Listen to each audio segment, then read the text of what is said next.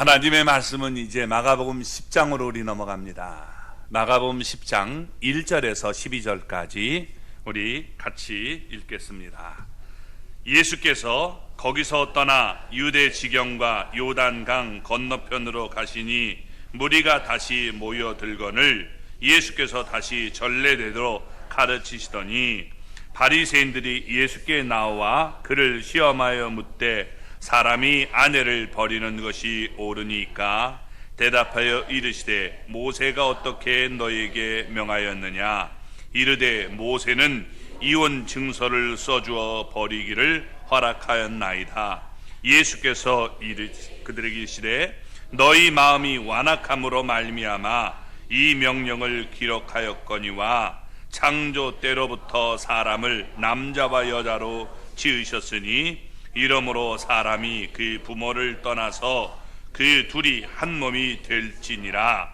이러한즉 이제 둘이 아니요 한 몸이니 그러므로 하나님이 짝지어 주신 것을 사람이 나누지 못할지니라 하시더라. 집에서 제자들이 다시 이 일을 물으니 이르시되 누구든지 그 아내를 버리고 다른 데에 장가드는 자는 본처에게 간음을 행함이요 또 아내가 남편을 버리고 다른 데로 시집가면 간음을 행함이니라. 아멘. 할렐루야. 하나님의 은혜와 복이 오늘도 주님 앞에 나온 우리 사랑하는 성도 여러분 삶 속에 가정 속에 늘 함께 하시기를 주님의 이름으로 축원합니다. 예수님은 십자가를 칠 때가 가까워지고 있었습니다. 이제 얼마 남지 않은 기간 동안 예수님은 그의 제자들을 집중적으로 가르쳤습니다. 먼저 예수님은 제자들에게 믿음을 가르쳐 줬습니다. 앞으로 그들이 믿음으로 행해야 했기 때문입니다. 이어서 그들에게 이 겸손과 관용과 화목을 가르쳐 주었습니다. 그들이 서로 협력하면서 함께 하나님의 나라를 세워나가야 했기 때문입니다. 오늘 본문에서 예수님은 이혼에 대해서 가르치셨습니다. 바리새인들이 예수님을 시험하려고 이혼에 대해서 물었기 때문입니다. 예수님은 그 질문에 대답을 하셨습니다. 그리고 제자들에게 더 분명한 교훈을 주신 것입니다. 당시의 사람들은 이혼을 아주 쉽게 생각했습니다.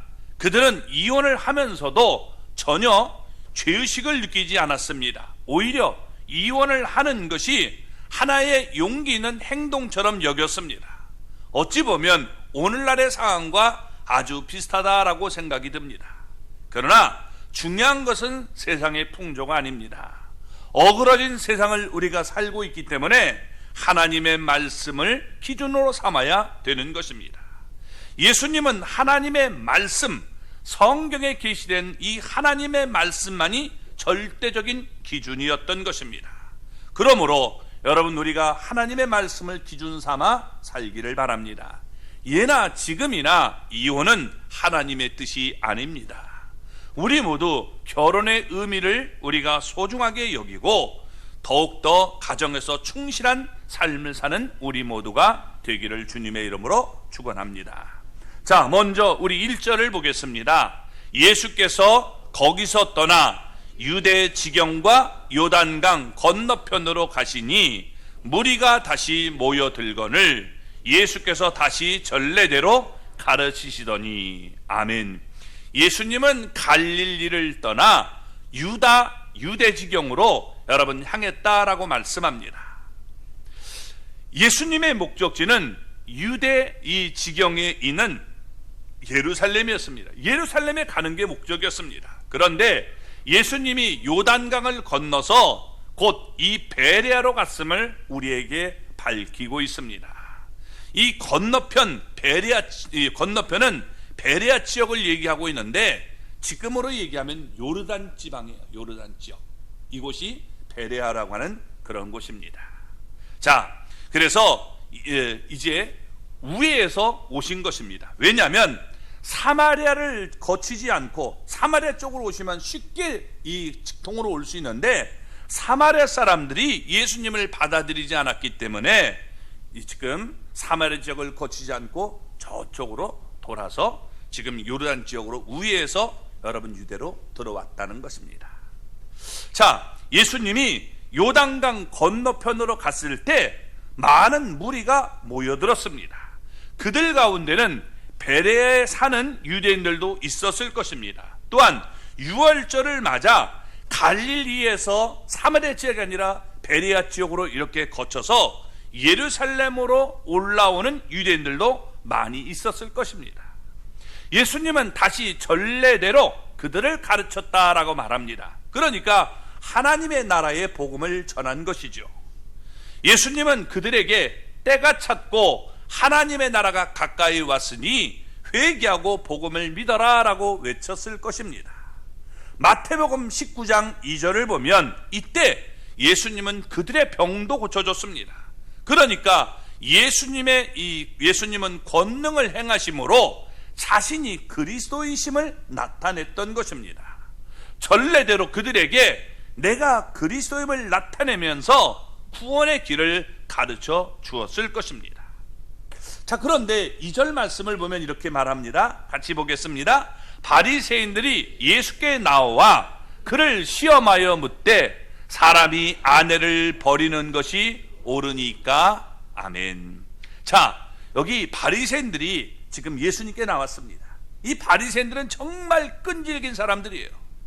그들은 예수님을 계속 쫓아다니면서 책 잡으려고 시험했다는 겁니다. 물론 그들의 시도는 번번이 실패로 끝이 났지만 그들은 포기할 줄을 몰랐습니다.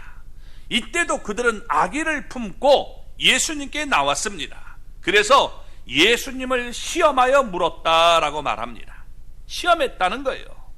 그들은 이미 계산된 질문으로 예수님을 시험에 빠뜨리기 위해서 유도 질문을 한 것입니다. 그들이 예수님께 던진 질문은 사람이 아내를 버리는 것이 옳으니까? 이렇게 물었습니다. 여러분, 이 얘기를 들으면 이건 분명히 나쁜 질문은 같지 않아요. 그렇죠? 여러분, 자기 아내를 버리는 게 옳습니까? 그렇게 말할 사람은 없단 말이에요. 벌써 질문이 이건 잘못된 거죠. 그들의 질문이 마태복음 19장 3절에는 좀 더 자세히 기록이 되어 있는데 이렇게 얘기했습니다. 사람이 어떤 이유가 있으면 그 아내를 버리는 것이 옳으니까. 그러니까 이유가 있으면 다 버려도 된다. 정말 이게 잘못된 질문이에요. 아내가 무슨 쓰다가 그냥 마음에 안 들면 버리는 그런 존재입니까? 벌써 문제가 있잖아요. 그런데 유대인의 탈무드에는 그들의 이혼 사유를 잡대하게 열거하고 있습니다. 예를 들면 아이를 낳지 못하거나 그리고 시모에게 나쁜 말을 하거나 대항하는 말 하면 이거 이혼 사유가 된다는 거예요.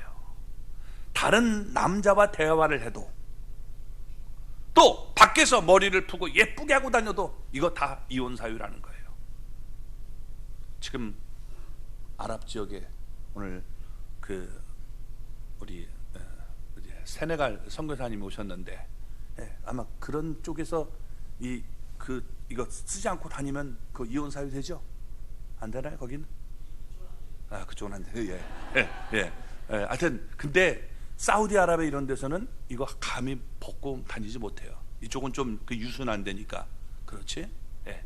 어쨌든 그런 모습을 볼 수 있습니다. 자, 음식 태워도 이건 이혼 사유예요. 우리 집사람도 음식 많이 태웠는데 예. 이게 음식 맛을 내지 못해도 음식 맛없게 만들면 여기 많은 사람이 있을 거예요. 그렇죠? 예? 음식 맛없게 해도 이거 이혼 사유가 됐단 말이에요.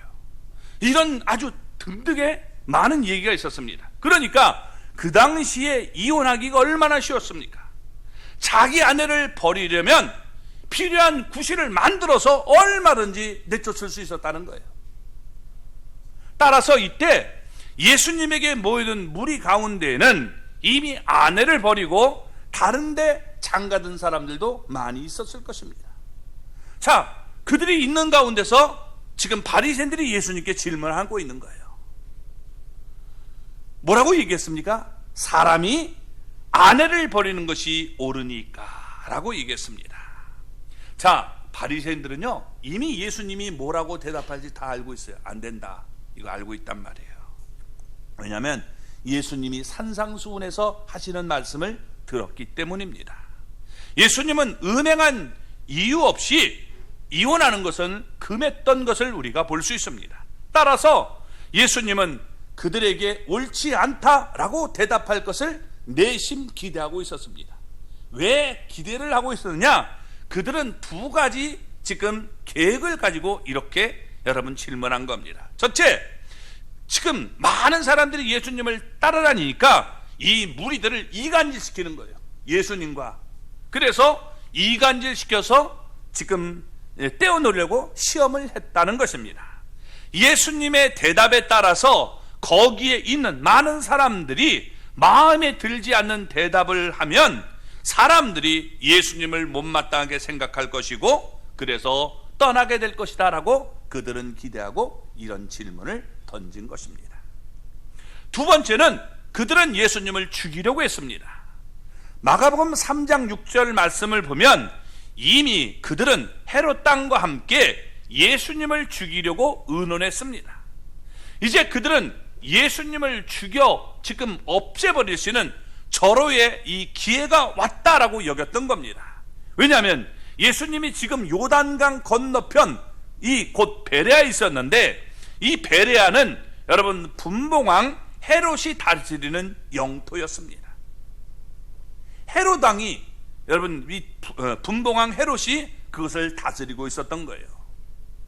그곳에 이 마케루스라는 이 요새가 있는데 성지순례 가본 분들 아마 여기 가봤을 거예요. 이 가보면 침례 요한이 헤롯에 의해서 목뱀을 당해서 순교한 장소입니다. 이렇게 높은 곳인데 이렇게 그곳입니다.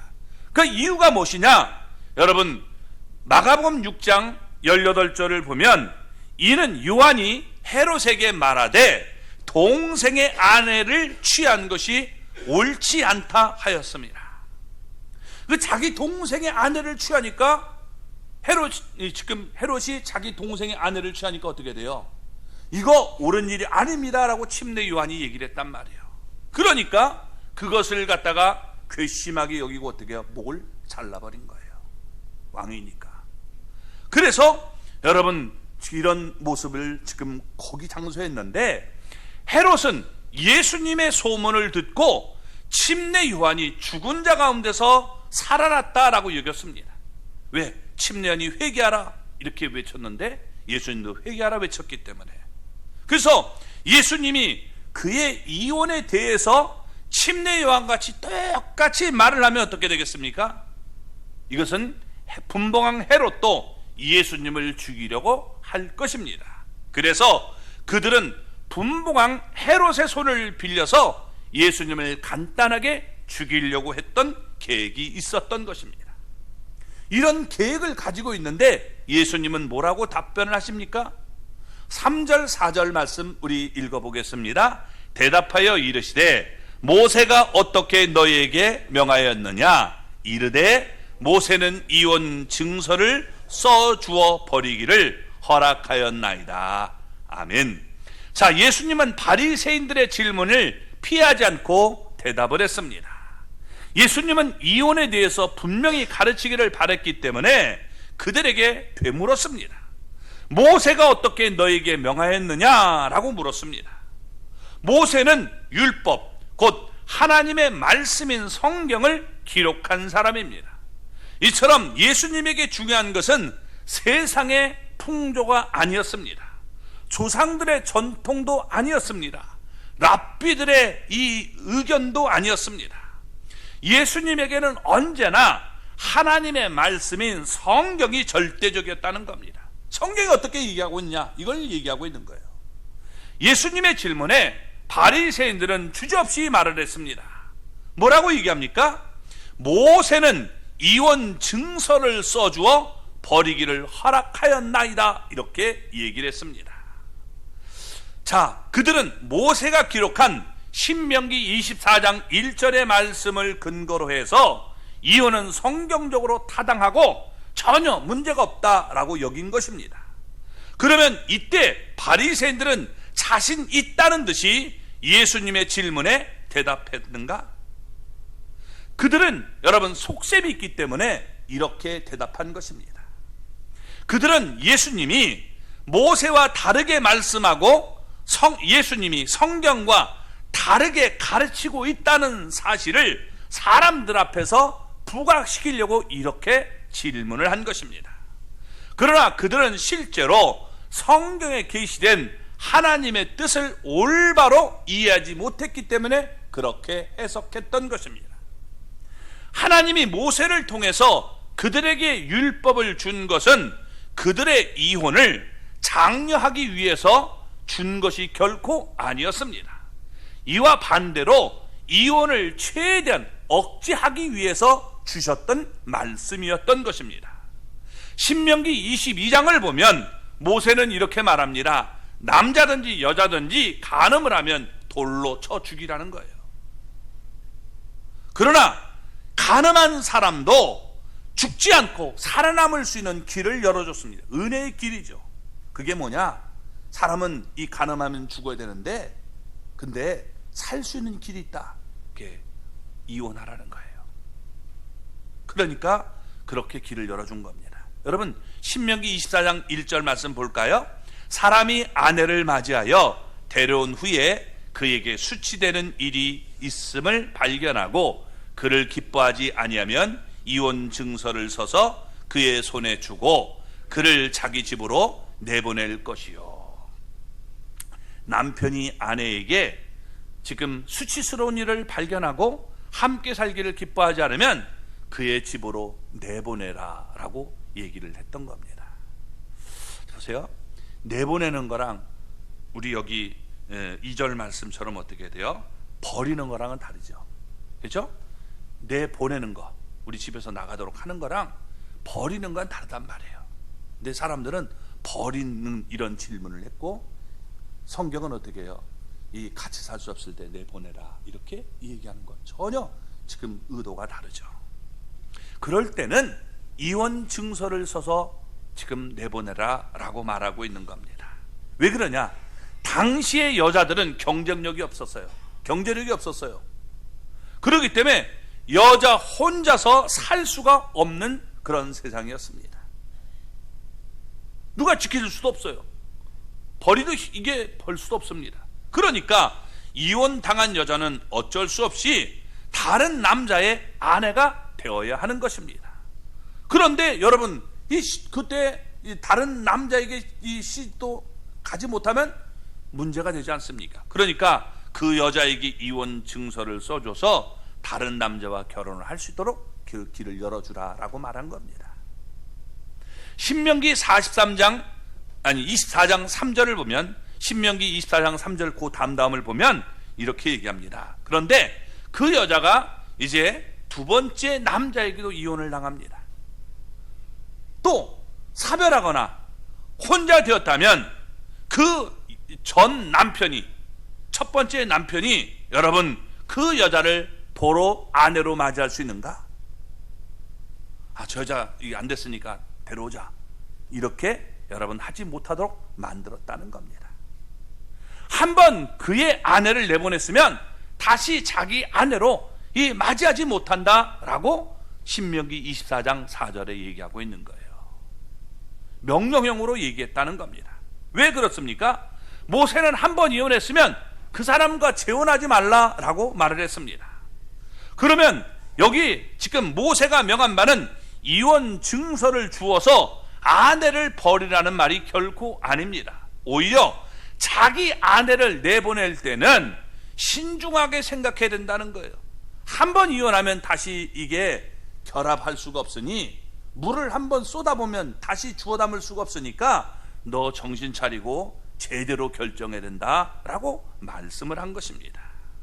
예수님은 여성의 인권을 보호하기 위해서 여러분 그렇게 얘기했다는 겁니다. 하나님도 그렇게 말씀하신 거예요. 아무 지금 대책이 없는 여자 보내놓고 그러면 이게 문제가 되니까 그럴 수 없다라고 말한 겁니다. 자, 5절 말씀을 보겠습니다. 예수께서 그들에게 이르시되 너희 마음이 완악함으로 말미암아 이 명령을 기록하였거니와. 너희 마음이 완악해서 이렇게 지금 이혼 증서를 써서 보내주라라고 얘기하고 있는 거예요. 그래야 그 여자가 살 수 있는 길이 열리지 않느냐라고 말했던 겁니다.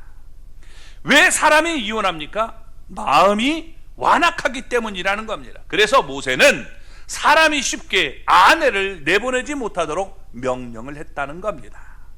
아내를 내보내면서 다시 이제는 맞이할 수 없으니까 함부로 이혼하지 말고 힘들어도 참고 잘 살아라 라고 얘기를 하고 있는 것입니다. 예컨대 자기 아내보다 더 마음에 드는 여자가 생겼습니다.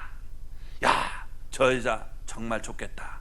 저 여자를 한번 살아봤으면 좋겠다. 그래 살다가 문제가 있으니까 아이 역시 내 전처가 좋아 이러고서 본래 다시 아내로 돌아가는 그런 악한 마음을 품지 말라는 거예요.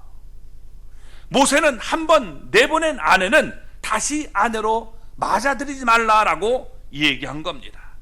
그러면서 이런 얘기를 하는 거죠.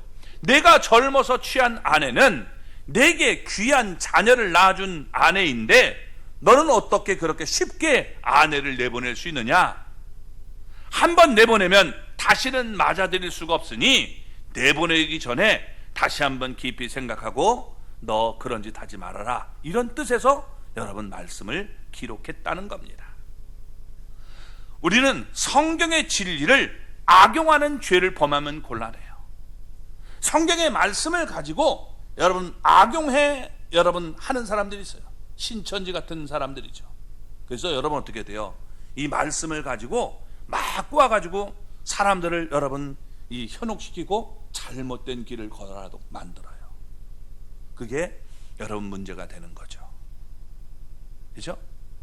씨가 말씀인데 씨에는 두 가지가 있다. 그래서 성경에 보면 씨 뭐 그런 얘기가 되죠. 그래서 하나님의 씨가 있고 마귀의 씨가 있다. 하나님의 씨는 이만희를 통해서 들려지는 씨가 하나님의 씨고, 그리고 보통 교회에서 들려주는 그 씨는 이건 마귀의 씨다. 그건 이번 교회 다니는 목사들의 말을 들으면 너는 지옥 간다. 이렇게 여러분 말을 살짝 바꿔놓는 거예요. 근데 멍청한 사람들은 또 거기에 걸려가지고 이제 교회 다니는 사람들은 다 지옥 갈 사람이다. 이렇게 여러분 악용하는 사람들이 있단 말이에요. 그런데 우리가 넘어가면 곤란한 거죠. 성경의 말씀이 정말 그런가 해서 우리가 문맥을 보고 판단을 해야 되는데 돌려가지고 막 이렇게 하니까 이게 문제가 생기는 거예요. 자, 무슨 얘기입니까? 여기 지금 모세는 결혼의 원리를 들어서 지금 예수님께서 짝지어줬기 때문에 이게 이혼을 쉽게 생각하고 이혼하려고 하지 말고 함께 힘들어도 그것을 잘 개척하고 넘어가라.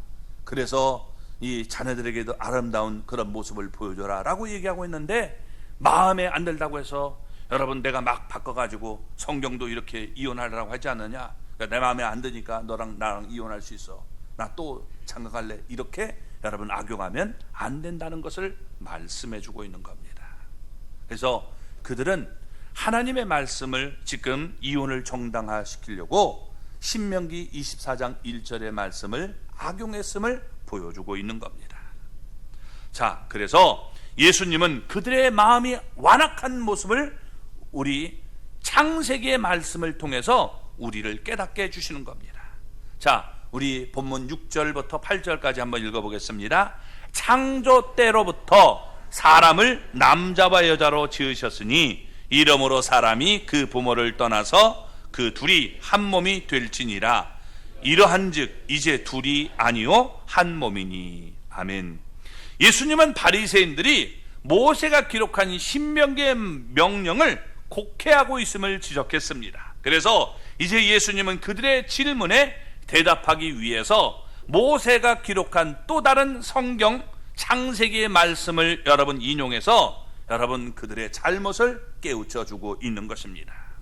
예수님은 창세기 1장과 2장에 있는 말씀을 통해서 이혼은 하나님의 뜻이 아니다 라고 분명히 밝히고 있는 것입니다. 먼저 하나님은 사람을 남자와 여자로 지으셨다라고 말을 합니다.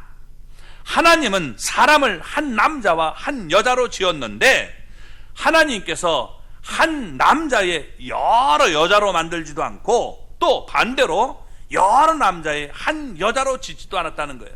1대1로 여러분 지으셨다는 겁니다. 따라서 여러분 아담과 하와 둘밖에 없는데 이 둘이 살면서 이혼은 상상할 수 없다는 것이죠. 전혀 또 불가능한 일입니다. 그 둘 외에는 그 누구도 없기 때문입니다. 만일 두 사람이 헤어졌다면 인류는 여러분 끝장나는 거예요. 인류가 어떻게 퍼지겠습니까? 그러니까 여러분 그것은 하나님의 뜻이 아니다. 하나님은 생육하고 번성하여 땅에 충만하라 1장 27절에 말씀하셨잖아요. 그러니까 결혼을 통해서 인류는 번성해야 된다는 겁니다. 결혼하지 않은 분들 여러분 결혼하기에 우리가 열심히 노력하시기 바랍니다. 그게 하나님의 뜻을 이루는 거예요. 특히 젊은이들 결혼해야 되는데 하나님의 뜻이다. 그렇다고 함부로 막 하지 말라는 거예요. 우리가 신중하게 생각하고 결혼해야 돼요. 그렇지 않으면 문제가 여러분 크게 나타나게 되는 겁니다. 두 번째, 지금 결혼으로 남편과 아내는 한 몸이 되었기 때문에 이거 헤어지는 것 옳지 않다라고 말하고 있는 겁니다. 자, 여러분 사람이 결혼하고 나면 그 부모를 떠나서 남편과 아내가 이제 한 몸이 되는 겁니다. 그래서 한 몸이라는 것은 둘로 쪼갤 수가 없다는 거예요. 제 몸을 둘로 쪼개면 어떻게 죽지 않습니까? 그러니까 이것을 우리가 기억하고 한 몸이 되어야 된다라고 말하고 있는 겁니다. 우리 아담이라는 말은요, 우리가 보통 알고 있는 고유명사 그 아담도 되지만 우리가 보통 명사로 쓸 땐 인류를 얘기할 때 아담이라고 얘기해요. 하와는 생명이라는 말이에요. 그러니까 여러분 살아있는 인간이 되려면 어떻게 돼요? 아담과 하와가 결합이 돼야 되는 거예요.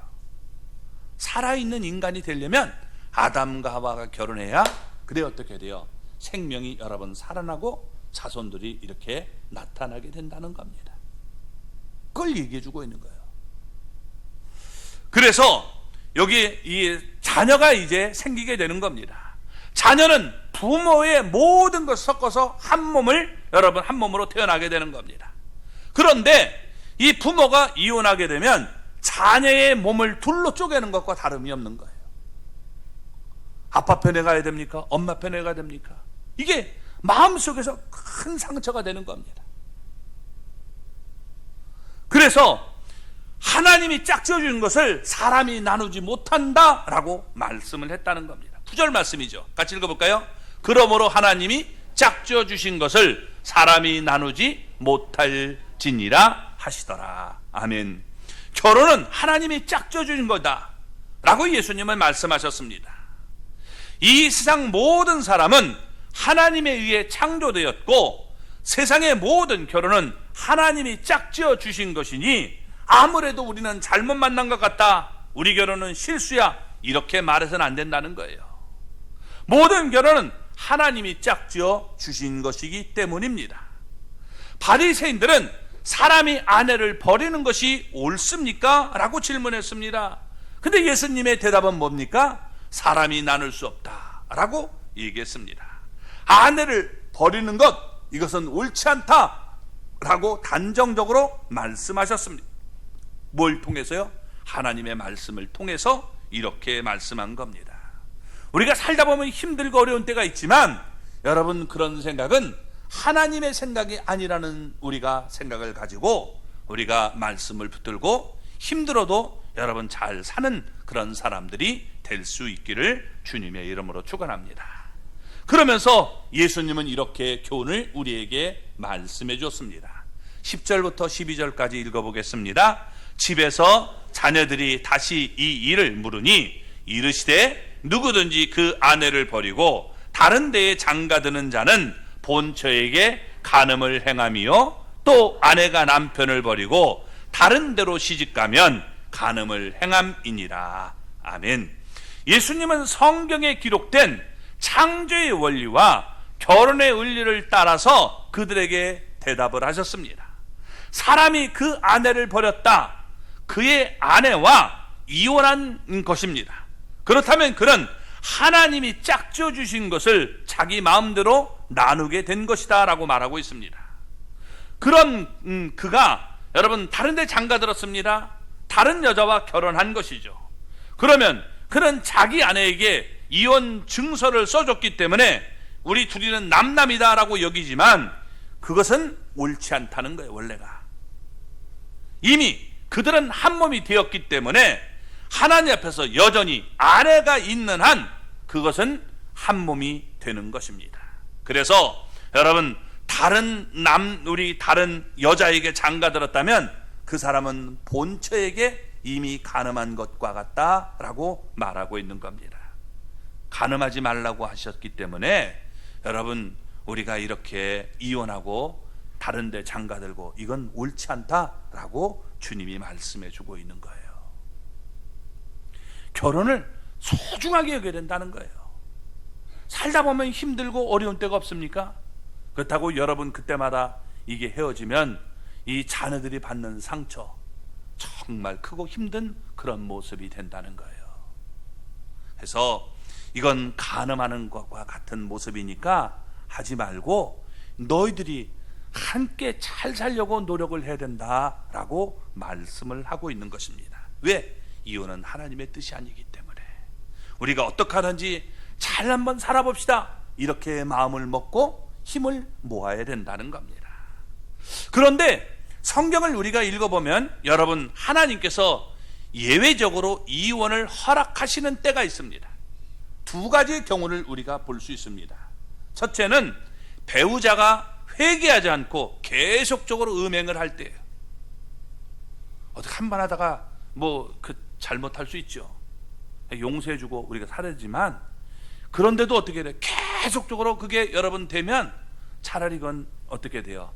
헤어지는 게 그런 모습을 얘기하기도 합니다. 그러니까 그때는 허락하는 거예요. 두 번째, 여러분 믿지 않는 배우자와 신앙 문제로 계속 갈등하며 싸울 때 그때는 차라리 헤어지는 것이 나을 수도 있다라고 얘기를 합니다.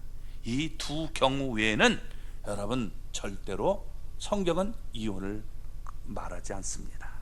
그래도 우리가 여러분 이런 경우를 한다 할지라도 성경은 뭐라고 얘기하느냐?